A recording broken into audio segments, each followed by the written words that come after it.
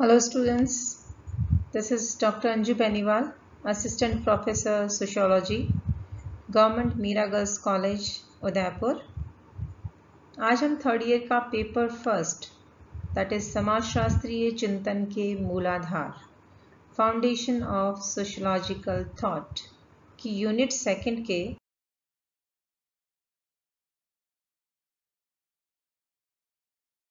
समाजशास्त्र के अग्रणी the pioneers of sociology.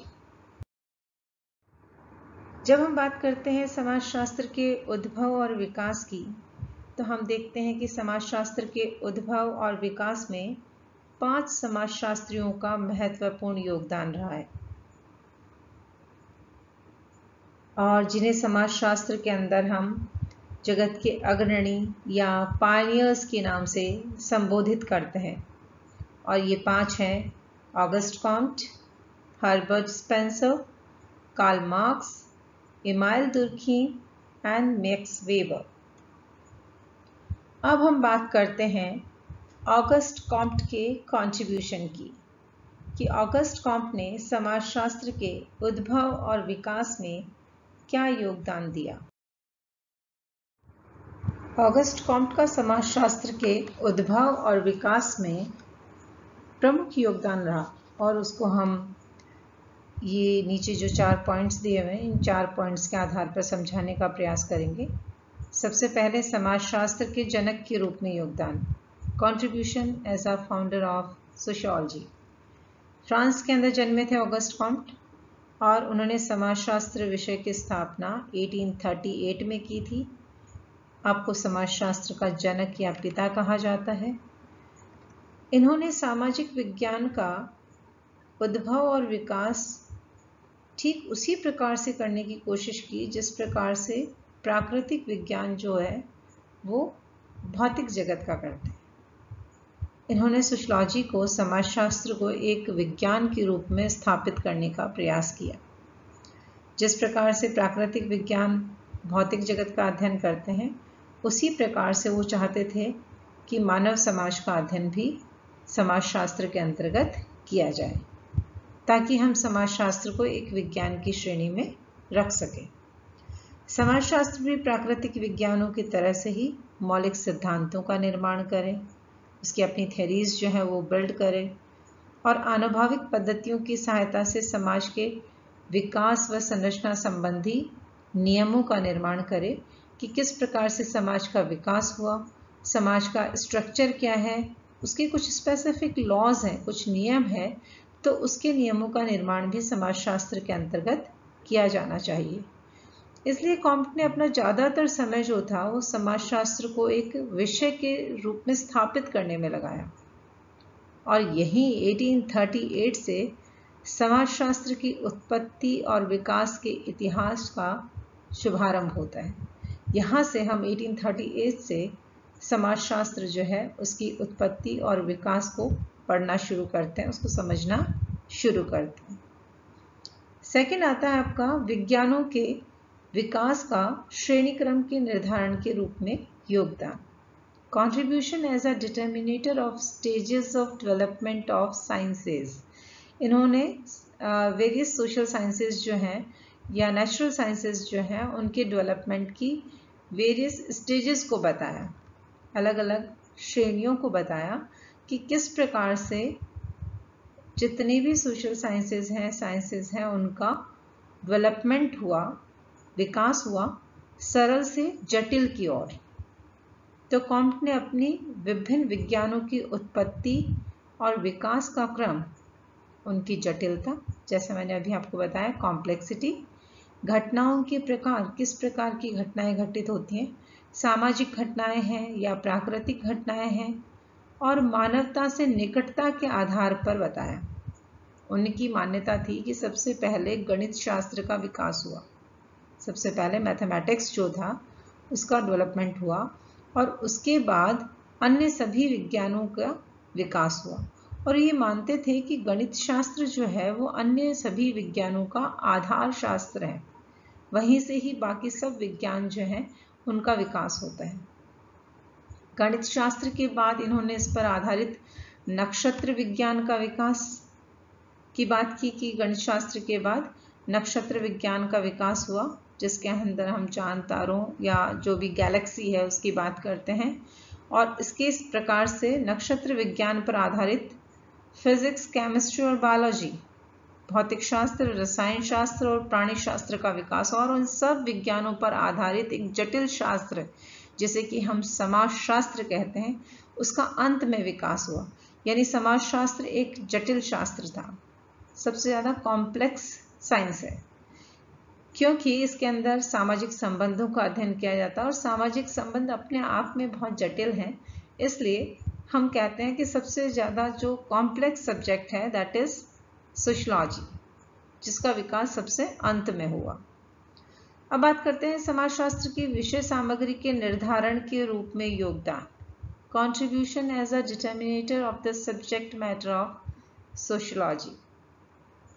Comte ने समाजशास्त्र की जो विषय सामग्री थी उसको दो भागों में बांटा, सामाजिक स्थितिकी और सामाजिक गतिकी। इनके अनुसार समाजशास्त्र सामाजिक स्थितिकी या स्थिरता के अंतर्गत समाज की संरचना का अध्ययन करता है, समाज की वृद्ध इकाइयों की जटिलता का क्रमबद्ध अध्ययन और विश्लेषण करता है, जैसे कि आर्थिक, राजनीतिक, सामाजिक संरचनाओं का अध्ययन। इसमें समाज की विभिन्न इकाइयों की पारस्परिक क्रियाओं और प्रतिक्रियाओं की खोज का अध्ययन किया जाता है तथा सामाजिक व्यवस्था की आवश्यकताओं की खोज की जाती है। और जो दूसरा पार्ट इन्होंने बताया था दैट इज सामाजिक गतिकी, उसके अंतर्गत समाज के विकास और परिवर्तन की प्रक्रिया एवं परिवर्तन के निर्धारक कारकों की खोज की जाती है और उनके अध्ययन पर जोर दिया जाता है। ये माना जाता है कि समाज के अंदर बेसिकली दो चीज़ें होती हैं, एक स्ट्रक्चर और दूसरा फंक्शन। सामाजिक स्थितिकी या स्थिरता के अंतर्गत हम स्ट्रक्चर की स्टडी करते हैं, संरचना की, और सामाजिक गतिकी के अंतर्गत हम लोग फंक्शन या क्रिया के अध्ययन करते हैं, प्रकार्य के अध्ययन करते हैं। तो संरचना के अंदर तो जो भी समाज का एक जो स्वरूप प्रदान करती हैं, वो जितनी भी इकाइयाँ होती हैं, आर्थिक, सामाजिक, राजनीतिक, उन सभी इकाइयों की संरचना का अध्ययन किया जाता है और उन संरचनाओं को क्रियाशील बनाए रखने के लिए जो क्रियाएं की जाती हैं उसका गतिकी के अंतर्गत अध्ययन किया जाता है। यानी परिवर्तन हो रहा है क्योंकि वो इकाइयाँ फंक्शन कर रही हैं, तो उन परिवर्तन के जो निर्धारक कारक हैं उनकी खोज की जाती है गतिकी के अंतर्गत। Dynamics, social dynamics, social statics and social dynamics. अब आता है समाजशास्त्र की अध्ययन पद्धति से संबंधित नियमों और अवधारणाओं के निर्माण के रूप में योगदान, contribution as a founder of the rules related to the methods of study and concepts of sociology. Comte ने ज्ञान के विकास पर आधारित मानव प्रगति का नियम निर्मित किया, जिसे ज्ञान के विकास का नियम भी कहते हैं। उन्होंने समाजशास्त्र की अध्ययन पद्धति से संबंधित कुछ नियमों और अवधारणाओं का विकास किया था और उसमें से एक नियम था मानव प्रगति का नियम, जिसे कि ज्ञान के विकास का नियम भी कहते हैं। इसमें इन्होंने स्पष्ट किया था कि हमारे प्रत्येक विचार और संपूर्ण मानवीय बौद्धिक विकास जो है 3 स्तर में होता है। हम मानकर चलते कि मनुष्य का जो बौद्धिक विकास है वो 3 स्तरों में होता है, धार्मिक, तत्वमीमांसीय और प्रत्यक्षवादी। कि मनुष्य का बौद्धिक विकास 3 स्तरों में होता है। आपको 3 स्तर के नाम याद रखने हैं, धार्मिक, तत्वमीमांसीय और प्रत्यक्षवादी। कॉम्ट ने ज्ञान के उद्विकास के आधार पर समझाते हुए लिखा था, इसी तरह से नॉलेज का डेवलपमेंट भी 3 आधार पे होता है, ब्रेन का डेवलपमेंट भी 3 आधार पे होता है। उन्होंने बताया था कि ज्ञान की प्रथम अवस्था जो है वो धार्मिक थी। इनिशियल में मनुष्य जो था वो समाज के अंदर घटित होने वाली हर घटना के पीछे कारण धर्म को मानता था, किसी अलौकिक शक्ति या सत्ता को मानता था। वो मानता था कि कोई भी घटना अगर घटित हो रही है तो उसके पीछे कोई ना कोई धार्मिक कारण है। अगर वर्षा हो रही है तो इंद्र की इच्छा पर निर्भर है, और बिजली का कड़कना, बादलों का गरजना, ये सब किसी अलौकिक शक्ति या सत्ता के कारण हो रहा है। इस धार्मिक स्तर वाले के हाथ में राजनीतिक सत्ता होती थी, और ज्ञान के विकास की जो द्वितीय अवस्था थी, तत्व मीमांसीय, इस स्तर पर घटना की व्याख्या और बोध के स्रोत अमूर्त शक्तियों को माना जाता था। थोड़ा और मानसिक विकास हुआ, मनुष्य बौद्धिक रूप से थोड़ा और नॉलेजेबल हुआ, थोड़ी और उसको ज्ञान की प्राप्ति हुई, और जैसे जैसे उसके ज्ञान का स्तर बढ़ता चला गया, उसने फिर अलौकिक शक्ति का स्थान जो था वो अमूर्त शक्तियों को दे दिया। मध्य युग और पुनर्जागरण काल का ज्ञान तत्व मीमांसीय काल था। इस काल में राजनीतिक प्रभुत्व चर्च के अधिकारियों एवं विधि विशेषज्ञों के पास था। कॉम्ट के अनुसार ज्ञान के विकास की जो तीसरी अवस्था थी वो थी वैज्ञानिक या प्रत्यक्षवादी। इस अवस्था में वही ज्ञान स्वीकार किया जाता था जिसको कि हम वैज्ञानिक आधार पर प्रूव कर सकते थे। हर चीज के पीछे किसी न किसी कारण को जानने का प्रयास किया जाने लगा। कोई भी घटना घटित हो रही है तो आंख मूंद कर उस पर विश्वास नहीं किया जाने लगा, बल्कि उसके पीछे कारण को जानने की कोशिश की जाने लगी। लॉजिक को इम्पोर्टेंस दिया जाने लगा। वैज्ञानिक आधार पर घटनाओं को समझने का प्रयास किया जाने लगा, क्योंकि तब तक मनुष्य का ब्रेन जो था डेवलप हो चुका था। इनिशियल स्टेज में मनुष्य का फर्स्ट जो स्टेज थी वो धार्मिक थी, फिर उसके बाद तत्व मीमांसीय थी जिसमें कि अमूर्त शक्तियों को इम्पोर्टेंस दिया जाता था, और उसके बाद तीसरी स्टेज थी वैज्ञानिक या प्रत्यक्षवादी। समाजशास्त्र भी, इनका मानना था कि समाजशास्त्र भी प्राकृतिक विज्ञान की तरह ही समाज का वैज्ञानिक अध्ययन कर सकता है। अवलोकन, परीक्षण, तुलना, ये सारी की सारी चीजें जो कि विज्ञान में पाई जाती हैं वो समाजशास्त्र में भी पाई जा सकती हैं, तथा सामाजिक व्यवस्था का विश्लेषण और व्याख्या इसके द्वारा किया जा सकता है, और सार्वभौमिक नियमों का निर्माण भी किया जा सकता है। जिस प्रकार से ज्ञान के स्तर पर ब्रह्मांड के नियमों का अध्ययन, अवलोकन, परीक्षण, प्रयोग एवं तुलना के आधार पर किया जाता है, तो उसी प्रकार से समाजशास्त्र के अंदर भी वैज्ञानिक पद्धति को काम में लेकर वैज्ञानिक आधार पर अध्ययन संभव है। और जब हम वैज्ञानिक आधार पर अध्ययन करते हैं तो उसके बाद जो सिद्धांत बनते हैं, जो नियम बनते हैं, उनको हम सार्वभौमिक रूप से लागू भी कर सकते हैं। तो सार्वभौमिक नियमों का निर्माण भी किया जा सकता है।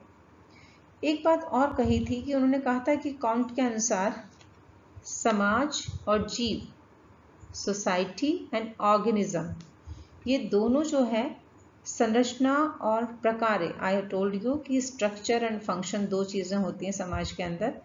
तो उन्होंने तुलना की थी समाज की जीव के साथ में कि दोनों के अंदर ही स्ट्रक्चर एंड फंक्शन होता है। समाज जो है वो एक सावयव के रूप में है, एक ऑर्गेनिज्म के रूप में है, और उसकी मान्यता है कि जीवों और पेड़ पौधों की तरह समाज की भी एक संरचना होती है। इस संरचना का निर्माण अनेक अंतर संबंधित अंगों से मिलकर होते हैं।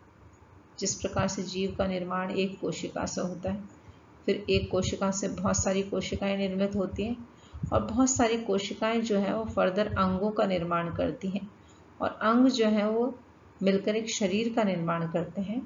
उसी प्रकार से समाज जो है उसका निर्माण भी अनेक अंगों से मिलकर होता है।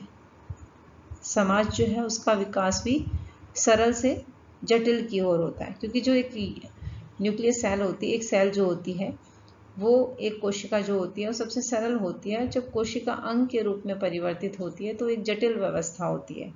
इसी प्रकार से समाज जो होता है उसका विकास भी सरल से जटिल रूप में होता है। जैसे सबसे पहले आदिम समाज था जिसमें मनुष्य जंगलों में रहता था, शिकार करके जानवरों को मार के खाता था, कच्चा खाता था। उसके बाद उसने कृषि करना शुरू किया, एक समाज का निर्माण किया, एक जगह पे घर बनाकर रहने लगा। फिर गांव का निर्माण हुआ, गांव से कस्बे, कस्बों से शहर, शहर से नगर, नगर से महानगर। इस प्रकार से हमने देखा कि समाज जो है वो धीरे धीरे सरल से जटिल रूप में विकसित होता चला गया। तो संक्षिप्त में हम अगर देखें तो ऑगस्ट कॉम्ट का समाजशास्त्र के प्रतिपादन और विकास में योगदान रहा, बहुत ही महत्वपूर्ण योगदान रहा, और उसकी सार्थकता आज भी प्रासंगिक है। अब हम बात करते हैं हर्बर्ट स्पेंसर के योगदान की, कि कॉम्ट ने जो समाजशास्त्र विषय के विकास के कार्य को, जो उसका विकास बताया था, समाजशास्त्र के बारे में जो बात की थी, समाजशास्त्र के उद्भव के बारे में कॉम्ट ने जो बात की थी, उसी के कार्य को हर्बर्ट स्पेंसर ने आगे बढ़ाया। इनिशियल में सबसे पहला स्टेप ऑगस्ट कॉम्ट ने लिया और उसके बाद हर्बर्ट स्पेंसर ने उन्हीं के थॉट्स को, उन्हीं के विचारों को आगे बढ़ाया था। ऐसा माना जाता है कि कॉम्ट ने जिस समाजशास्त्र का चित्र बनाया था उसके अंदर रंग जो थे वो हर्बर्ट स्पेंसर ने भरे। तो चित्र जहां महत्वपूर्ण है, रंग भी उतने ही महत्वपूर्ण है। कॉम्ट की भांति हर्बर्ट स्पेंसर ने भी समाज के समग्र अध्ययन पर जोर दिया। उन्होंने मानव समाज की व्याख्या एक ऐसे जीव के रूप में की जो धीरे धीरे विकसित होकर एक जटिल व्यवस्था बन जाता है। जैसा कि मैंने अभी बताया था आपको लास्ट के अंदर, ऑगस्ट कॉम्ट ने समाज की जो तुलना थी वो एक जीव के साथ की थी, और उन्होंने बताया था कि जिस प्रकार से एक जीव का विकास सरल से जटिल की ओर होता है, ठीक उसी प्रकार से समाज का विकास भी सरल से जटिल की ओर होता है। तो उसी चीज़ को इन्होंने आगे और बढ़ाते हुए बताया कि धीरे धीरे जो एक जीव है वो विकसित होकर जटिल व्यवस्था बन जाता है, उसी प्रकार से समाज भी धीरे धीरे विकसित होकर जटिल व्यवस्था का रूप धारण कर लेता है। अब अगर हम समाजशास्त्र के उद्भव और विकास में हर्बर्ट स्पेंसर के योगदान की बात करें तो उसको हम निम्न बिंदुओं में देख सकते हैं।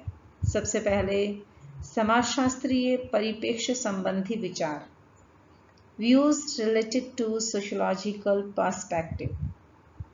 स्पेंसर ने समाजशास्त्रीय अध्ययन के दृष्टिकोण को स्पष्ट करते हुए लिखा है कि समाज के विभिन्न अंगों के स्वतंत्र अध्ययन की अपेक्षा समाज को उसके अंगों का समग्र अध्ययन किया जाना चाहिए। यानी हम एक एक जो उसका ऑर्गन है उसकी स्टडी ना करें, बल्कि जो सारे ऑर्गन्स हैं उनका कंप्लीट स्टडी करें। उन्होंने कहा कि पारस्परिक संबंधों के अध्ययन के द्वारा ही हम समाज को अच्छी तरह से समझ सकते हैं।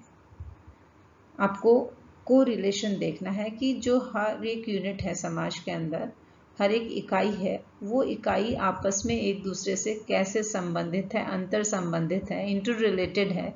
तो उस संबंध को देखना ज़रूरी है, उसका कंप्लीट स्टडी, उसकी जो पारस्परिक निर्भरता है, जो उनकी डिपेंडेंसी एक दूसरे के ऊपर, उसको देखना ज़रूरी है। हम ये जानते हैं कि समाज का प्रत्येक अंग अलग अलग कार्य करता है, जो संपूर्ण समाज के समग्र कल्याण के लिए आवश्यक भी होता है, लेकिन फिर भी वो एक दूसरे को प्रभावित करते हैं। जैसे हमारे बॉडी के पार्ट्स जो हैं वो सब अलग अलग काम करते हैं, लेकिन सारे के सारे बॉडी पार्ट्स जो उनके फंक्शनिंग एक दूसरे से प्रभावित होती है। ठीक इसी प्रकार से समाज के अंदर बहुत सारी इकाइयाँ होती हैं जो कि अलग अलग काम करती हैं, लेकिन सब एक दूसरे के ऊपर डिपेंडेंट होती हैं, एक दूसरे से इंटर रिलेटेड होती हैं, एक दूसरे से परस्पर संबंधित होती है। नेक्स्ट हमने कहा था समाजशास्त्र का विषय क्षेत्र, स्कोप ऑफ सोशियोलॉजी। स्पेंसर ने अपनी पुस्तक प्रिंसिपल्स ऑफ सोशियोलॉजी के उनके 3 खंड प्रकाशित हुए थे 1877 में। उन्होंने समाजशास्त्र के अध्ययन क्षेत्र में निम्न विषयों का वर्णन किया था: परिवार, राजनीति, धर्म, सामाजिक नियंत्रण, उद्योग। और इन विषयों के अतिरिक्त समाजशास्त्र में समितियों, समुदायों, सामाजिक विभेदीकरण, स्तरीकरण, ज्ञान का समाजशास्त्र, विज्ञान का समाजशास्त्र तथा कला और संगीत के समाजशास्त्र के अध्ययनों को भी शामिल किया। कि वो ये मानते थे कि समाजशास्त्र के विषय क्षेत्र के अंतर्गत, मतलब जिन जिन चीज़ों की स्टडी सोशियोलॉजी के अंदर की जानी चाहिए, उसके अंदर परिवार प्रमुख है, राजनीति प्रमुख है, धर्म प्रमुख है, और समाज के अंदर जो नियंत्रण है और जो उद्योग धंधे हैं वो बहुत इम्पॉर्टेंट है। इन टॉपिक्स की स्टडी इसके अंतर्गत की जानी चाहिए। और इसके अलावा क्योंकि समाज के अंदर बहुत सारी समितियां होती हैं, समुदाय होते हैं, सामाजिक विभेदीकरण और स्तरीकरण भी समाज का एक बहुत ही महत्वपूर्ण पार्ट है, उसका भी स्टडी इसके अंतर्गत किया जाना चाहिए, उसका भी अध्ययन इसके अंतर्गत विषय क्षेत्र के अंतर्गत किया जाना चाहिए। थर्ड है जैविकीय उपनामों का मानवीय समाज की व्याख्या में प्रयोग, use of biological postulates for the explanation of human society। Spencer पर जीव विज्ञान तथा डार्विन का विशेष प्रभाव था। वो डार्विन से बहुत ज़्यादा इन्फ्लुएंस थे, जिसके कारण उन्होंने सामाजिक परिवर्तन, सामाजिक स्तरीकरण, अनुकूलन आदि की व्याख्या जैविकीय उपागमों के आधार पर की थी कि किस प्रकार से समाज में परिवर्तन होता है, किस प्रकार से समाज में स्तरीकरण पाया जाता है, एडेप्टेशन अनुकूलन कैसे होता है, उसकी व्याख्या उन्होंने बायोलॉजिकल पोस्टुलेट्स जैविकीय उपागमों के आधार पर की थी। सामाजिक डार्विनवाद या सामाजिक परिवर्तन की उद्विकासीय प्रवृत्ति, उसको इसके अनुसार समझ सकते हैं, सोशल डार्विनिज्म और evolutionary tendency of social change, कि किस तरह से समाज में जो परिवर्तन होता है वो उसकी उद्विकासीय प्रवृत्ति क्या होती है, उसका इवोल्यूशनरी टेंडेंसी क्या होती है। स्पेंसर की मान्यता थी कि सामाजिक संरचना और सामाजिक संस्थाओं में परिवर्तन की प्रक्रिया जीव जगत की भांति ही उद्विकासीय प्रवृत्ति जैसी ही होती है। जिस प्रकार से इवोल्यूशन होता है, एक पहले मनुष्य जो होता है छोटा बच्चा होता है, फिर युवा होता है, फिर वृद्ध होता है, जिस प्रकार का इवोल्यूशन उसके अंदर देखने को, जीव में देखने को मिलता है, ठीक उसी प्रकार का इवोल्यूशन जो है वो सामाजिक संरचना और सामाजिक संस्थाओं में जो परिवर्तन होता है उस प्रक्रिया में भी देखने को मिलता है। सामाजिक संस्था, सामाजिक संरचना के परिवर्तन की प्रक्रिया में परिवर्तन की प्रक्रिया ठीक उसी प्रकार से होती है जिस प्रकार से उद्विकासीय प्रवृत्ति होती है। मानवीय समाज भी डार्विन के प्राकृतिक प्रवरण यानी कि नेचुरल सिलेक्शन की प्रक्रिया के सिद्धांत की तरह से ही उद्विकासीय प्रक्रिया से होकर गुजरता है। नेचुरल सिलेक्शन आप लोगों ने पढ़ा होगा कि नेचर खुद सेलेक्ट करता है, प्रकृति खुद चुनाव करती है कि कौन सा जीव जिंदा रहेगा और कौन सा जीव जिंदा नहीं रहेगा, समाज में कौन सी व्यवस्था एग्जिस्ट करेगी, कौन सी व्यवस्था खत्म हो जाएगी, ये नेचर खुद डिसाइड करता है। इसी प्रकार से समाजशास्त्र में स्पेंसर ने सबसे पहले ये स्थापित किया कि मानवीय समाजों में भी परिवर्तन प्राकृतिक नियमों के सिद्धांतों की भांति ही उद्विकास होता है। उनके अनुसार मानव समाज में भी प्राकृतिक प्रवरण यानी कि नेचुरल सिलेक्शन, योग्यतम उत्तरजीविता सर्वाइवल फॉर द फिटेस्ट के प्रमाणों को देखा जा सकता है। जो फिट रहेगा वो सरवाइव करेगा, जो नेचर के अकॉर्डिंग होगा वो सरवाइव करेगा। ये दोनों जो लॉज डार्विन के थे, उन्होंने कहा कि डार्विन के दोनों सिद्धांतों के आधार पर ही समाज में भी परिवर्तन देखने को मिलता है। समाज भी ठीक उन्हीं नियमों का पालन करता है जिन नियमों का पालन प्राकृतिक विज्ञान करता है, या प्राकृतिक नियमों के अनुसार ही उसके अंदर भी उद्विकास को देखा जा सकता है। स्पेंसर ने लिखा कि जिस प्रकार से नेचुरल सिलेक्शन के सिद्धांत के अनुसार वही जीव जिंदा रहते हैं जो कि बलिष्ठ होते हैं, जो स्ट्रॉन्ग होते हैं, उन्हीं की वंश वृद्धि होती है। उसी भांति वे मानव समाज जो अपने पर्यावरण के अनुसार अपने आप को परिवर्तित कर लेते हैं, अनुकूलित कर लेते हैं, वे ही समाज लंबी अवधि तक जीवित रहते हैं। अगर कोई समाज अपने पर्यावरण के अनुसार नहीं रहता है तो समाज खत्म हो जाता है। लेकिन अगर कोई समाज अपने आप को पर्यावरण के अनुसार परिवर्तित कर लेता है तो समाज काफ़ी लंबे समय तक जिंदा रहता है। और जो समाज अपने पर्यावरण से अनुकूलन नहीं कर पाता, अडेप्टेशन नहीं कर पाता, प्रतिस्पर्धा में असमर्थ होता है, वे या तो लुप्त हो जाते हैं या नष्ट हो जाते हैं।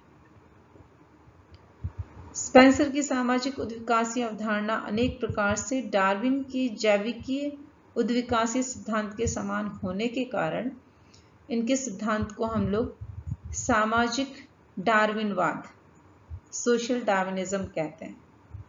क्योंकि ये डार्विन के सिद्धांत पर काफ़ी कुछ बेस थी, इसलिए इन्होंने इनके जो सिद्धांत था स्पेंसर का, उसको सामाजिक डार्विनवाद का नाम दे दिया। क्योंकि जिस प्रकार से डार्विन ने कहा था कि नेचुरल सिलेक्शन की थ्योरी होती है, सर्वाइवल फॉर द फिटेस्ट, कि जो फिट होगा वही सर्वाइव करेगा।